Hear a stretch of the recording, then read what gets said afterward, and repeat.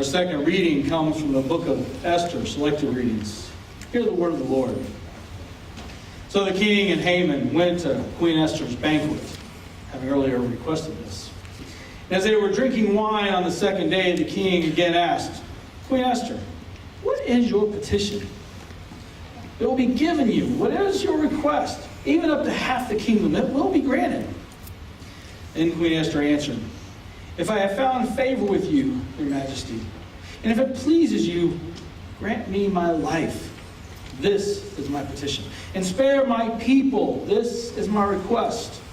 For I and my people have been sold to be destroyed, killed, and annihilated.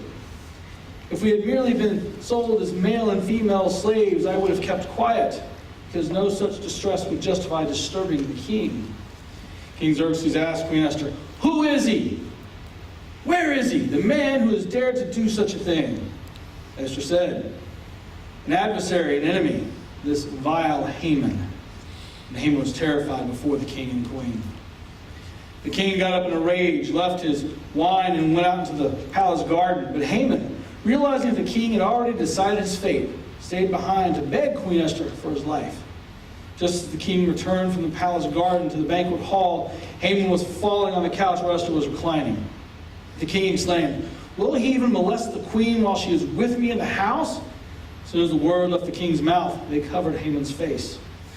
Then Harbona, one of the eunuchs attending the king, said, a pole reaching the height of 50 cubits stands at Haman's house. He had it set up for Mordecai, who spoke up to help the king. The king said, impale him on it. So they impaled Haman on the pole he had set up for Mordecai. Then the king's fury subsided. Mordecai recorded these events, and he sent letters to all the Jews throughout the provinces of King Xerxes, near and far, to have them celebrate annually the 14th and 15th days of the month of Adar. It is a time when the Jews got relief from their enemies. It is a month when their sorrow was turned into joy and their mourning into a day of celebration. He wrote them to observe the days as days of feasting and joy and giving presents of food to one another and gifts to the poor. The word of the Lord. Thank you. Thanks be to God. All right, before I get going, quick moment of confession. A lot of pastors will have their sermons ready by Thursday, done and nicely manuscripted, and they walk away from it. I can't do that.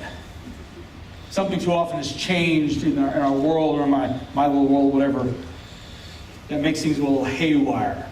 So I must confess, a week and a half, 2 weeks ago, when I prepped this service, I had a certain understanding of this scripture, a certain viewpoint. Yeah, the last 48 hours have been kind of tumultuous as I've looked through this and taken another perspective. So this morning is going to be one of those 3-point deals. The ordination process, which I have experienced, and Bill and Peg have done so. Feel free to correct me if I'm wrong on any of this part. The ordination process is challenging to say the least. There's 2 types of obstacles, and I oversimplify. The first one is obstacles that are just in the process. Ordination exams, coursework, evaluations, just hoops that we have to jump through. I was once told that the real process is just see how many hoops the candidate is willing to jump through. The other type of obstacles are the ones that we put there. Things like self-doubt, fear. Well, I can't do that. I can't be a pastor because I can't talk in front of people. We have to overcome those too. Obstacles that are part of life and obstacles that we put there. I want to start with Haman. Nice guy, isn't he? Y'all don't agree. Haman is a victim of obstacles that he has put out there. Haman is very concerned about his position, perhaps his wealth. Mordecai just comes along and does a good deed. Mordecai might have been a Boy Scout. He helps the king out. Out of jealousy, Haman decides to have him and all of his people killed. Haman puts these obstacles out there. Obstacles that will create a rift between the Jews and the Persians. And it's these very obstacles that will cause Haman to downfall. He gets hung on his own gallows. We do that. We put up obstacles. We do it in everyday life. We don't even think about it. Somebody says, you know, I don't believe there were dinosaurs. And we look at them and go, what? That's a conversation killer right there. We kill conversations with our responses. How do you think like that? What were you thinking? Creates rifts. Instead of asking, why do you think that? Opening up the door to conversations. We put up obstacles all the time. And these obstacles do hurt us as well. They build walls. They destroy friendships. They drive wedges between people. I love it. There are people in this congregation that I've had conversations with that we disagree, and they keep coming in and telling me good morning. And they're not frowning when they do it either. We put obstacles up all the time. As followers of Christ, it's not what we're called to do. We're called to build bridges. That's the first point. That's the first point. And honestly, 2 weeks ago, that was the only point.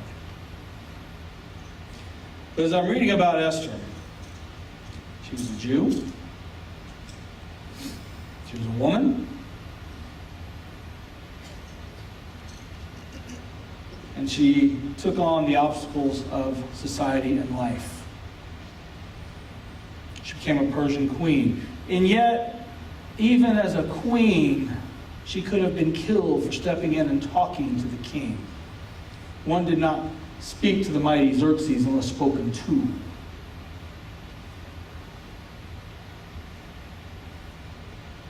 She challenged cultural boundaries. She challenged the hierarchical boundaries.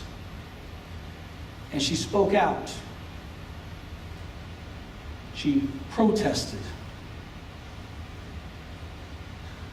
And for those who say the Bible is absolutely filled with male dominance, I would point out she was listened to, and her words were acted upon. This was totally not normal. In most cultures of the time, she would not have been allowed to testify. Her word would have been discouraged, if not totally discounted. Haman, who was good friends with Xerxes, would have been well, safe, and protected. But Esther spoke out, spoke up, and saved not just her own skin, but the lives of her people.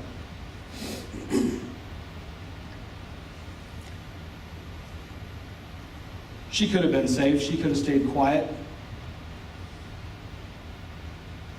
That's a scary thing, to speak out against the many.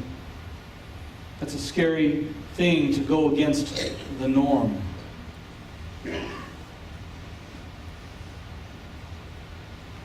We all face obstacles. We know what's right and wrong. We see injustices. But to speak up on behalf of those who are persecuted is uncomfortable.